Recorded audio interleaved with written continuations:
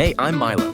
And I'm Tessa. This is Life in Cute Chaos. Not a self-help podcast, not a therapy session. Just two semi-functioning humans. Spiraling in public. And today's spiral is drumroll. Are we worthy of love? Oh, okay, great. Just a casual emotional gut punch in the first minute. You're welcome. I like to set the tone. Trauma with a timestamp. Love that for us. But seriously, this is the question that shows up when the party's over, your phone's dead, and you're staring at the ceiling like, wait, do I even believe someone could love me? Without fixing me, without filtering me, without me having to be on all the time. So yeah, that's where we're going today. Let's spiral with intention, babe. Always. Okay, so real talk. If someone says, I love you, why is my first reaction? Are you sure, though? Because we're stable, grounded individuals with no trust issues whatsoever. Oh, absolutely. Mentally thriving, emotionally pristine. Heart, fully intact, zero cracks, practically mint condition. But for real, when did love become something we think we have to earn? Like it's a punch card. 10 acts of perfection and you get one free hug. Or a loyalty program. Thanks for suppressing your emotions all week. Here's a little affection. Honestly, I take it. At least it's consistent. But it's messed up, right? I catch myself doing it all the time, performing love-worthiness. Like, if I show up, if I'm chill, if I don't make things too complicated, then maybe I'm lovable. Meanwhile, I'm spiraling because I said I miss you before they did, and now I'm convinced I've ruined everything. The timeline of affection is a trap. You either confess too early and scare them away, or wait too long and miss the damn window. It's like trying to catch a bus that might not even be real. And you're standing there like, was love ever coming? Or did I imagine it because I was tired and emotionally dehydrated? Girl, all I know is I've said I love you and instantly regretted it like I just hit send on a text I shouldn't have typed at 1:43 a.m. But that's the thing. We associate love with risk, with exposure, with loss. Like saying, I love you is opening the door to rejection. Instead of what it should be, like connection, safety, something solid. Just fear, vibes, and one too many Instagram quotes. Love in the age of anxiety. Title of our future memoir. I call the rights. It's wild, right? How the thing we crave most is also the thing we've trained ourselves to run from. I swear, sometimes I don't even know if I like myself, and then I'm out here expecting someone else to. Like, babe, get in line. Even I haven't figured me out. It's giving, please love me, even though I'm a mystery I haven't solved yet. It's giving, emotional Rubik's Cube, but one color is missing. I feel like half the time I'm not even rejecting love. I'm pre-rejecting it. Like, I shut the door before someone knocks. Oh, fully. I'm out here ghosting people before they even text me back. Just to stay safe. It's safety culture. Love version of, I'll fail first, so you can't fail me.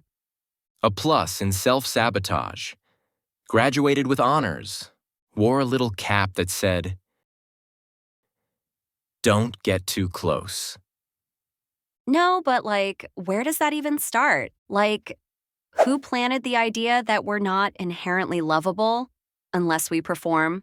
Honestly, probably some kid in second grade who didn't let me sit next to them on the field trip bus. Childhood trauma hits strategically. Meanwhile, my brain still thinks if I'm not constantly helpful or interesting or easy to be around, I'll be replaced with someone who is. We're all running on unspoken contracts like, I'll let you love me as long as I don't make you uncomfortable. I'll be lovable as long as I don't need too much. I'll be lovable as long as I shrink just a little. just enough to fit your life, your expectations, your schedule. And then you look up one day and you're like, why does my life feel like a guest room? Decorated nicely, but no one actually lives in it. Exactly. Like, I Marie Kondoed my personality into a shape that might be loved, but doesn't spark my joy. Okay, but why does that actually slap? Because we both did it. Because we do it. Love shouldn't be an audition, but it always feels like I'm waiting to get cast. And I'm like, did I even submit the right self-tape? Was my lighting okay? Did I come off too eager? Was I too me? Girl, if we're too us and they don't pick us, maybe we're not the wrong fit. Maybe it's the room that's too damn small. And like, sometimes it's not even about shrinking for them. It's about shrinking for myself. You mean that thing where you stop feeling what you're feeling because it's too much for the room?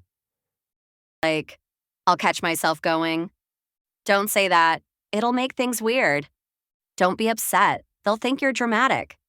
Don't need too much. They'll run. I literally reword my texts 5 times so I don't sound needy. As if needing someone is a felony now.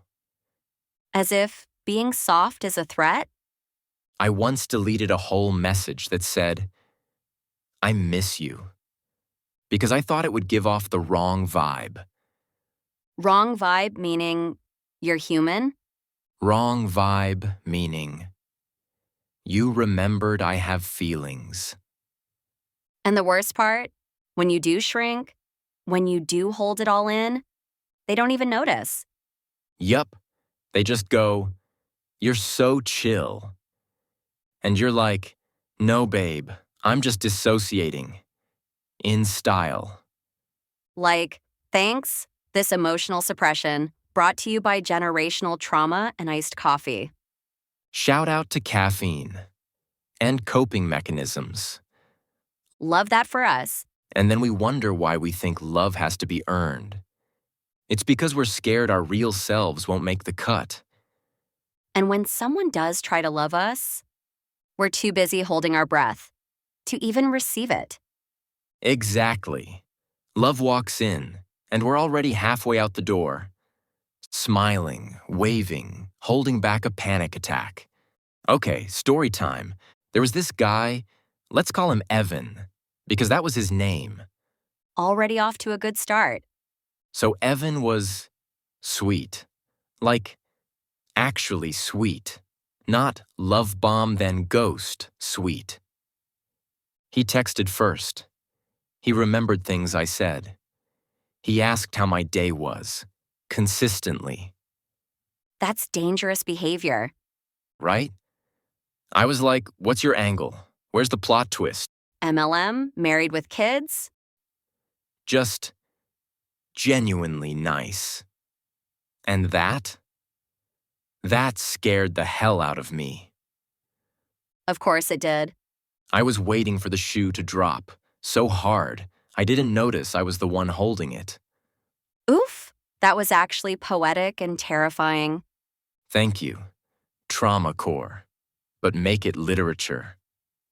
I pulled away, slowly, politely. I turned down plans, took longer to reply. And when he stopped asking, I told myself, see? He was never really in it. But you were already halfway out the door. Fully. Because I was convinced, if he really knew me, like the messy, anxious, please don't leave me version, he'd walk. So you left first. Exactly. I called it protection. But honestly, it was fear, dressed up in boundaries. Been there. Wore that exact same outfit. Your turn. Ugh, okay, fine. I dated this girl once. Super kind, soft voice, always checked in with me. I should have felt safe. But instead, I was suspicious. Suspicious of kindness. Iconic. I kept testing her, like, What happens if I disappear for a day? What happens if I act cold? I needed proof that she wanted me. Honestly, same. I've done that too. She told me, I'm not your enemy. And I just froze because I realized I'd been preparing for a war that didn't exist. Girl, why is that so real? I apologized, but the damage was done. She didn't leave right away, but she slowly backed off. And I told myself, see, I knew it. But she didn't leave because you were too much. She left because you didn't let her stay. And I couldn't even argue with that. Do you ever think about how different it might have been if we'd just stayed? Like, if I hadn't pulled away, maybe Evan and I would have actually had a shot. And if I'd stopped testing her, just once, maybe she wouldn't have felt so tired. But we'll never know. And that sucks. But what hurts more is realizing I never even gave it a real chance. Same.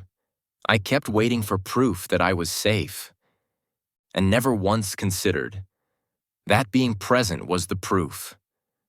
Damn, okay, that got me. Yeah, me too. But I think maybe we're doing something different now. You mean like this? Right now? I mean, we're talking about it. We're not pretending we're fine. That's new. And we're naming the patterns instead of just running them on loop. Also new. I told someone I liked them last month, without spiraling. That was terrifying. Growth. I'm proud of you. Thank you. I earned that spiral-free moment. I let someone see me cry. Like, ugly cry. Zero filter. Didn't even run to the bathroom. That's iconic. Still neurotic, but proudly emotional. Still overthinkers. But now, with microphones. Still scared, but we show up. Still healing. But we don't hide it. And maybe that's what being lovable actually means. Not being perfect. Just being here. Still a mess, But a mess with context. and maybe a little more hope this time. Just enough to stay. So, if someone asked, how do I even begin to believe I'm lovable? What would you say? First, stop trying to feel worthy. Start by acting like you already are, even if it feels fake. Fake it with intention. Second, let good things be true. If someone shows up, believe them, at least a little. Not blindly, but not like every kind gesture is a con. Third, let people love you badly before they love you well. Sometimes love starts awkward. Like us. Exactly, like us. But look at us now. Messy, software in public, Lovable anyway. especially then. Okay, so what did we just unravel? A lot. Like, too much for one episode, honestly. But let's try. Top takeaways. Go. All right. 1. We perform love-worthiness more often than we admit. 2.